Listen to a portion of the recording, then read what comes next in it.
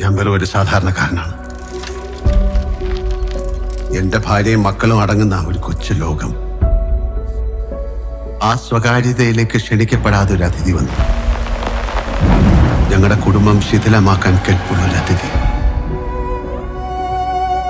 ഇനി ഒരിക്കലും തിരിച്ചു വരില്ല എന്ന ഉറപ്പോടെ എന്നേക്കുമായി ആ അതിഥിയെ ഞങ്ങൾ മടക്കി അയച്ചു.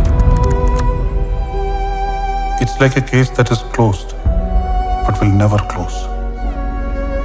സത്യത്തിൽ നമ്മൾ അയാളെയല്ല നിരീക്ഷിച്ചുകൊണ്ടിരുന്നത്, അയാൾ നമ്മളെയാണ്.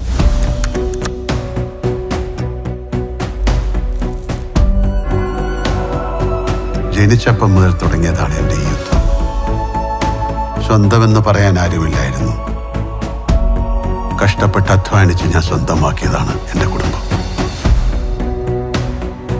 അത് തകരുമെന്നൊരു ഘട്ടം വന്നപ്പോ മുന്നും പിന്നും ചിന്തിക്കാതെ പ്രവർത്തിച്ചു പോയി.